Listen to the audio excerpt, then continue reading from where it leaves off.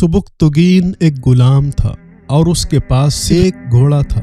उस पर चढ़कर वो जंगल में जाया करता और अगर कोई शिकार हाथ आ जाता तो उसी पर गुजारा कर लेता। एक दफा उसने एक हरनी देखी जो अपने बच्चे के साथ चर रही थी। सुबुक्तुगीन ने उसके पीछे घोड़ा दौड़ा दिया। हरनी तो पकड़ी जा न सकी मगर उसका बच्चा जो माँ के साथ भाग न सका हाथ आ गया। सुबुक्तुगीन ने उसे बांधकर जीन के आगे रख लिया और शहर की जानिब चल पड़ा। हरनी बच्चे को देखकर मुड़ी और सुबुक्तुगीन के पीछे दौड़ने लगी और फरियाद करने लगी। इसे उसकी हालत पर रहम आया और बच्चे को खोल कर छोड़ दिया। हरनी ने दौड़कर बच्चे को ले लिया और आसमान की तरफ मुंह करके दुआएं देने लगी।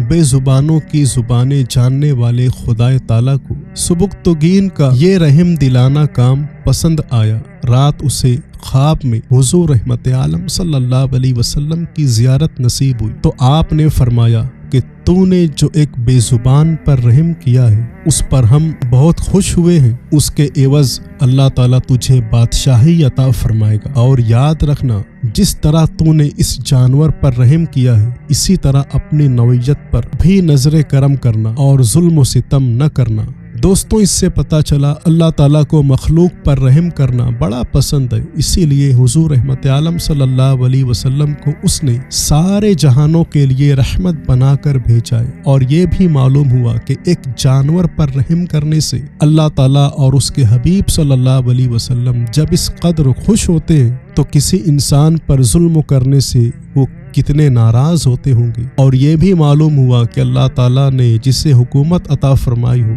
उसका फर्ज है कि वो अपनी रियाया पर यूं मेहरबान हो जैसे बाप औलाद पर होता है।